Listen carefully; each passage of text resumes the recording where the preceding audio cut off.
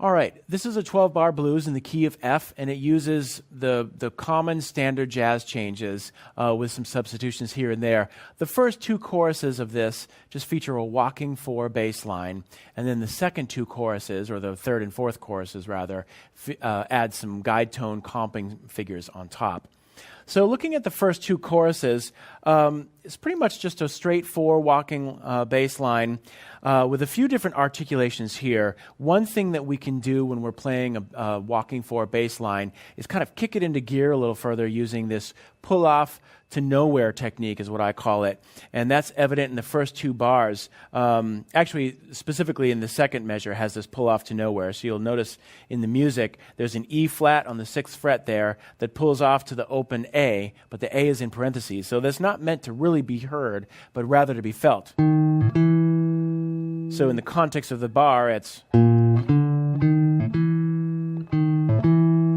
meant to kind of approximate the sound of an extra eighth note being hit on a ride cymbal. If you were a drummer, you'd get this quarter note, ding, ding, ding, ding, ding, ding, ding, all those little kicks that can propel the song forward. Bass players do this and drummers do this, and we can do this to approximate both. So a couple of different ways of doing that are illustrated in the first two measures. The very first bar is actually done between adjacent strings with the right hand. So the first measure of the song is.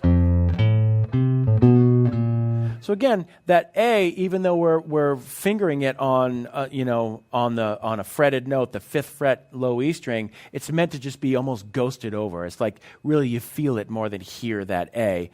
And then in the second bar, of course, we have that technique utilized with an open string pull-off. And we see that throughout this study and throughout this first chorus. One thing to note in measure 12 to close out this first chorus is an 8th note triplet figure that's preceded by 2 8th notes. And that's something that bass players like to do a lot to add, again, another element of rhythmic surprise and drive forward momentum.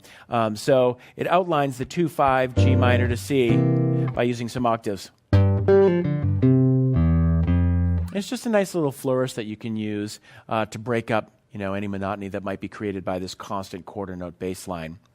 We see the triplet again in the 8th bar of the second chorus of blues. This would be measure 20. And this is just a half-step approach down to the G minor 7 chord in 21. So that whole measure preceding 21, measure 20 would be. So it's important to note you usually see these triplets on beat 4. Sometimes a bass player might throw them in other beats, but typically they're going to be on beat 4 to really set up or anticipate what's happening in the next measure. Okay, looking ahead at the end of the second chorus, we're in measure 24 right now. Now we introduce this concept of playing chords on top of the bass lines. And we see that first with the C7 sharp 9 chord. So we're setting that up with a D flat 7. And now we've got a second part to deal with for the third and fourth choruses of the blues. And essentially what you're doing is playing the chords, and most of these chords are 2 and mostly 3 note voicings that are played with the right hand index, middle, and ring finger if it's 3 notes. So you basically want to just position your right hand on the D, G, and B strings so that they're just there hanging out and they're ready to grab the chord when you need to. The thumb, in the meantime, is going to be basically going back and forth between the low E and the A strings. So we're still adhering to our principles or guidelines set forth earlier with the guide tone voicing concept. We're keeping our bass lines, which are formerly the roots of the chords, but we're keeping the walking bass line on the 2 lower strings of the guitar. We're keeping the guide tone voicings on the middle strings, the D and G strings, and then we're just adding one note, one extension on the B string to create these nice little compact 3-note voicings. So I think it would be worth the time to go through and explore and examine every single voicing in this performance study and just make that connection. Oh yeah, it's just a guide tone voicing with one extension because they're all in here. There are a couple of chords in here where there are 2 extensions, and there are a couple of places where there are just only 2 guide tones. But as a good study, that would be a great analysis for you to do in your own time, is just to really analyze those chord voicings and make a connection to the guide tone voicings that we studied earlier. So from that point on, we're pretty much using our claw technique to either articulate the chord with the thumb or against it. And we see that even in the first two bars here of the third chorus, measures 25 and 26. We've got examples of both. It starts off with a delayed attack with the chord, so the claw comes after the thumb, and then you move right up the neck, and then now they're together for the A13 on beat 4. And a few of the concepts that we discussed earlier are at play here. Of course, the claw technique, but also this idea of playing scales or a single note bass line with one finger. This is a perfect illustration of that because you're moving up one string, playing that single note bass line using only the first finger.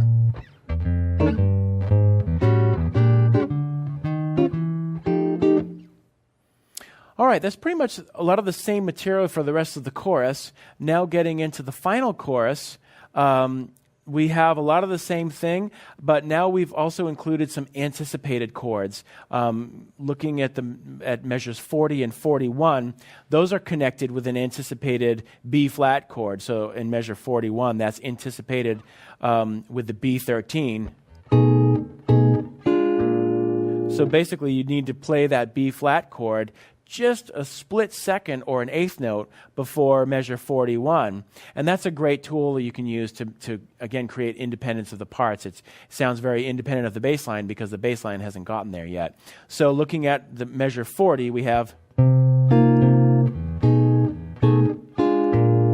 So the chord shows up before the bass line in measure 41. And we see that again at the end of measure 42, the G-flat 13, anticipating the F7. And what's nice about those figures is they sound, there's a lot of blues inherent in there. We've got this first line, and then that's answered by a... So we can still incorporate these concepts of blues, question and answer, and harmonizing chords from melodies, thinking top down, embedded within these chord structures. And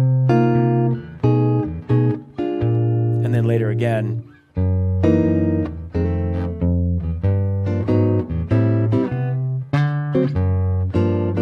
Okay, and that pretty much brings us to the end of the song. The song ends with an F13 chord with just like a little riff, kind of like a little big band or a piano structure. So the line is, and we're just harmonizing that with a constant structure. In this case, the 13th chord. 13 sus, just to give it a little flavor, a little texture. Then we close out this performance study with some of our artificial harmonics that we looked at earlier. So the first chord you'll see in the notation is actually a G7 altered chord. So we're going to place the left hand on that voicing so it's ready to go, and then we're just simply going to outline those harmonics using the technique that we checked out earlier, alternating between artificial harmonics and non-harmonics with our ring or pinky finger plucking those, and then using this pattern. That kind of sets up our last chord. It's like one final question before our answer of this chord, which is an F13, 9, sharp 11. And again, if you just played it like that, it might sound a little muddy with all this down here. But if you use the harmonic technique, the artificial harmonics, now you can spread those out with octave displacement, and it sounds more like this. So again, to practice this, you might really look at the chord shape that your left hand is doing, practice drawing that or outlining that shape with the right hand using only harmonics at first. Right? So we have... Get an idea of what the chord looks like if you're looking at harmonics, and then now incorporate the right hand pattern of alternating between artificial harmonics and non-harmonics. And then just play the low F to bring it home.